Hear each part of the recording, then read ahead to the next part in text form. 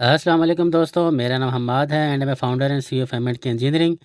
आज की वीडियो का जो टॉपिक है वो है hydrostatic and complementary shear stresses. तो इस वीडियो में हम जो डिस्कस करेंगे कि हाइड्रोस्टैटिक स्ट्रेसेस क्या होती हैं, इसी तरीके से कम्प्लीमेंट्री शेयर स्ट्रेसेस क्या होती हैं। तो आगे बढ़ने से पहले हमारे चैनल को लाइक, सब्सक्राइब और शेयर कर लें ताकि आइंदा आने वाली इस किस्म की इंटरेस्टिंग और टेक्निकल वीडियोज़ आपको मिलती रहें। तो जो ये हाइड्रोस्टैटिक स्ट्रेसेस होती हैं बेसिकली ये आइसोट्रॉपिक होती हैं। आइसोट्रॉपिक का मतलब होता है कि ये हर डायरेक्शन के अंदर इक्वल स्ट्रेस लग रही होती है। इसको हम इसीलिए कहते हैं आइसोट्रॉपिक, चारों तरफ से लगने वाली। तो इसके अंदर जो है जो वॉल्यूम है वो तो चेंज हो जाता है, मगर इसकी जो शेप है वो चेंज नहीं होती। उसको हम कहते हैं हाइड्रोस्टैटिक स्ट्रेसेस। जबकि इसके मुकाबले में जो कम्प्लीमेंट्री शेयर स्ट्रेस होती है वो बेसिकली परपेंडिकुलर होती है, कि यानी कि बाहर की तरफ से जो कोई स्ट्रेसेस आएँ और वो इक्विलिब्रियम में रहे। मतलब इसके अंदर कोई इसमें डिफॉर्मेशन ना हो, इक्विलिब्रियम के अंदर ही रहे। तो वो वाली जो होती है परपेंडिकुलरली जो होती है प्लेन्स के ऊपर आएँ और उसी तरीके से उतना ही इक्वल एंड अपोजिट उसका रिएक्शन हो जाए। तो इसको हम कहते हैं कम्प्लीमेंट्री शेयर स्ट्रेस।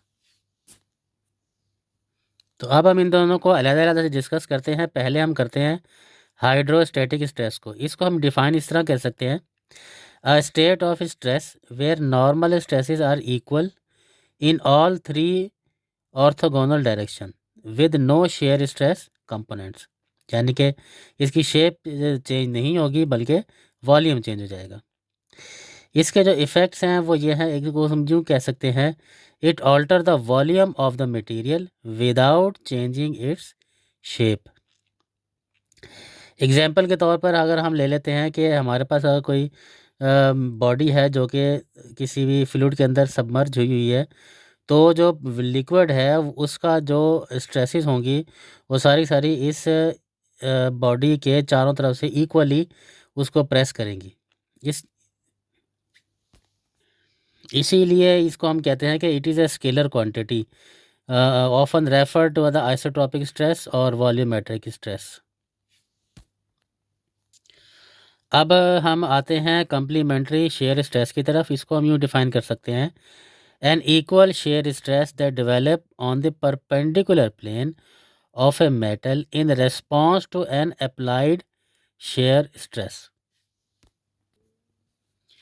अगर इसका हम प्रिंसिपल के ऊपर डिस्कस करें तो उसको हम यूँ डिफाइन कर सकते हैं, for a body to be in static equilibrium the moment created by an applied shear stress on one face must be balanced by an equal and opposite movement from the complementary shear stress on the adjacent faces।